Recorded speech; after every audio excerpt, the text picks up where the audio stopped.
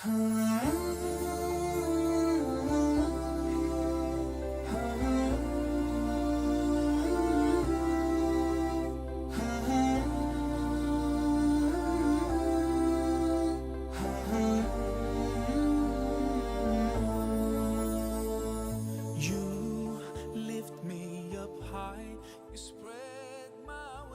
ya kumshukuru Mwenyezi Mungu, hatuna budi Mheshimiwa Rais kukushukuru sana.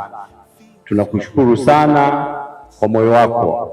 Leo umeweza kuja kutuchagulia na kusali katika msikiti wetu. Tunajua huu msikiti ni wa kwako, lakini tunajua jinsi gani ulivyokuwa na mashughuli, lakini kwa unyenyekevu umeamua kuja kusali na waumini wa watu wa Ilala.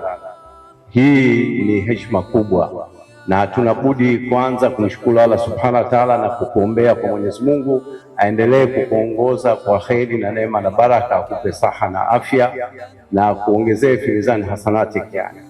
Ndugu zangu, nimesimama kwa mambo mawili tu. La kwanza ni kutoa salamu. Nimefurahi sana kupata nafasi nyingine katika mwezi mtukufu wa Ramadhani kuja kujumuika nanyi katika ibada, na hili ni jambo kubwa. Mara zote natamani kupata nafasi ya kuja kujumuika na waumini wa msikiti huu. Kwa hivyo namshukuru Mwenyezi Mungu kwamba na mwaka huu atujalia afya, tumeweza kukutana tena, nasema alhamdulillah. La pili ni pongezi. Nataka kwa dhati ya moyo wangu nifikishe pongezi zangu kwa Jumuiya ya Istiqama kwa kazi nzuri sana wanayoifanya. Kazi kwanza ya malezi ya vijana wetu. Vijana wetu wanalelewa katika maadili ya kidini. Vijana wetu wanasomeshwa Qur'ani. Vijana wetu wanapewa malezi bora. Hakuna jambo kubwa kama hilo, na jumuiya hii imekuwa ni kinara katika jambo hilo, na kupongezeni na nakuombeni muendelee na hili. Lakini la pili ni upande wa huduma za jamii. Tunatambua kazi kubwa inayofanya Jumuiya ya Istiqama katika utoaji wa huduma za jamii, iwe elimu, afya, maji, lakini hata kuwatazama watu ambao wanaishi katika mazingira magumu, wazee, wajane, mayatima.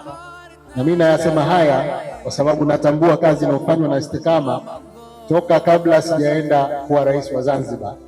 Kazi hizo zinafanywa bara na visiwani, na kule kwetu Zanzibar, Unguja na Pemba, kazi kubwa inafanyika na wananchi wengi sana wananufaika na huduma zinazotolewa na jumuiya yenu.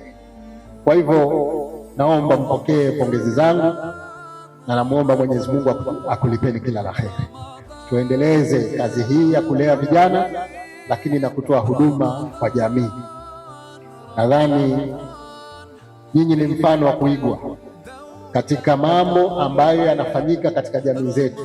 Kila ambapo taasisi ya Istiqama ipo, basi tunaona kuna mambo makubwa yanafanyika katika nyanja mbalimbali.